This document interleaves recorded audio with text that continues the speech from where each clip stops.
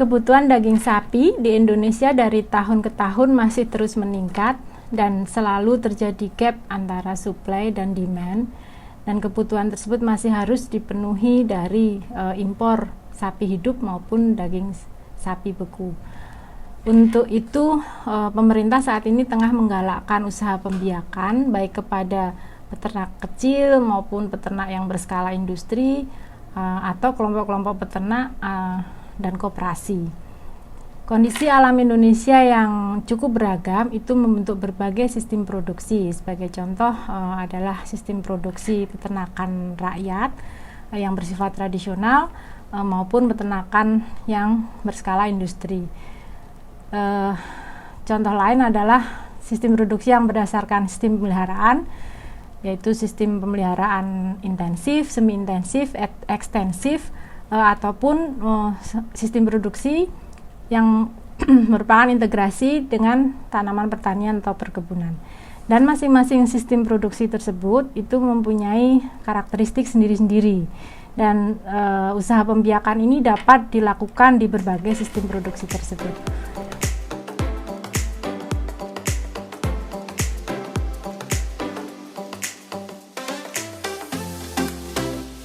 Sistem pemeliharaan intensif lebih dikenal dan banyak diterapkan oleh peternak tradisional di Indonesia.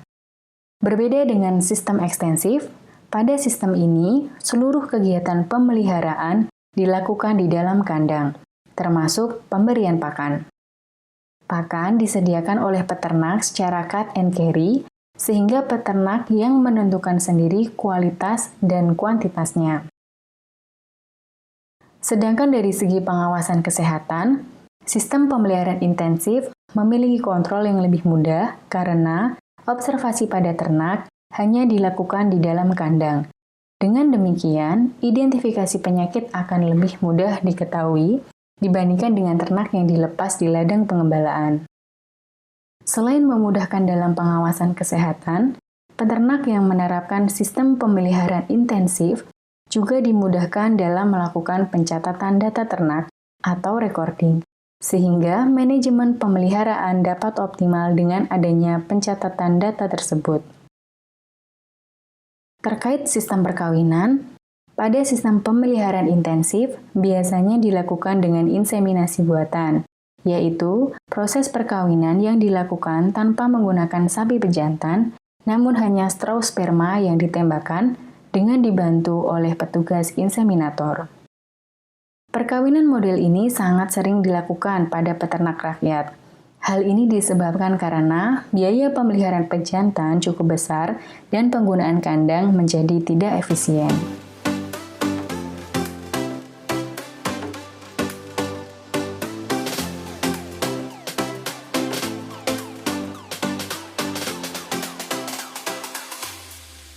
Sistem produksi ternak secara ekstensif merupakan pemeliharaan ternak di mana segala aktivitasnya dilakukan di luar kandang selama 24 jam.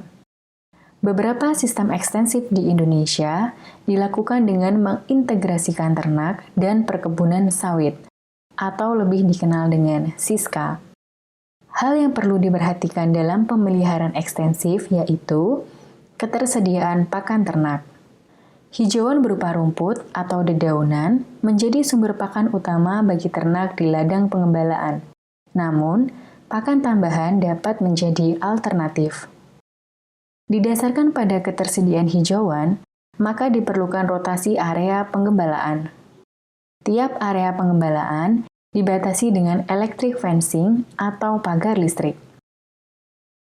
Pagar ini dipilih karena memiliki fleksibilitas menyesuaikan area penggembalaan, juga memiliki mobilitas karena sumber listrik yang dialirkan dapat dipindahkan sesuai rotasi ternak. Pemindahan merupakan momen penting untuk melakukan kontrol terhadap ternak. Melalui proses ini, dapat diketahui jumlah pejantan, induk, maupun anakan yang selanjutnya akan disapi.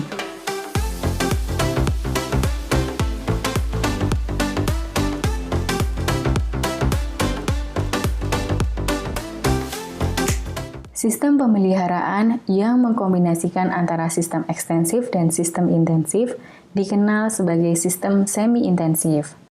Pada sistem pemeliharaan ini, ternak jantan dan betina dilepas di lahan pengembalaan pada siang hari. Hal ini bertujuan agar ternak dapat merumput dan melakukan proses perkawinan secara alami. Pada malam hari, ternak dimasukkan ke dalam kandang dan diberikan pakan tambahan, biasanya berupa konsentrat. Ketika ternak dikandangkan, proses pengawasan terhadap kesehatan, deteksi kebuntingan, dan pencatatan ternak atau recording lebih mudah dilakukan. Sistem semi-intensif umumnya banyak diterapkan pada peternakan yang mempunyai cukup lahan untuk pengembalaan. Biasanya, lahan pengembalaan tidak terlalu luas, namun cukup dalam memenuhi kebutuhan hijauan untuk ternak. Dalam beberapa tahun terakhir, sistem pemeliharaan ini menjadi populer karena diintegrasikan dengan perkebunan kelapa sawit.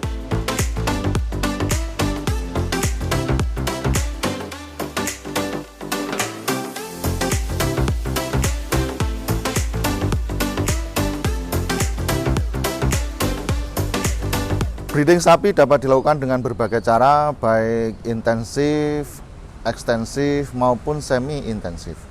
Di dalam pemeliharaan intensif, sapi dipelihara di dalam kandang dan seluruh kebutuhan sapi dipenuhi dari kita.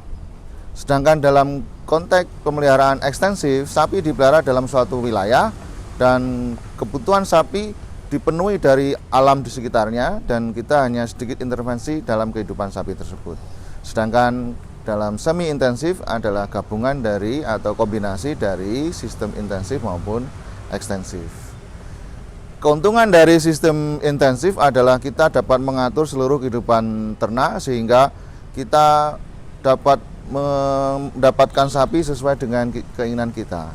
Sedangkan kelebihan dari sistem ekstensif adalah kita hanya mengeluarkan sedikit biaya untuk pemeliharaan ataupun untuk manajemen sapi tersebut karena kebutuhan sapi dipenuhi dari alam.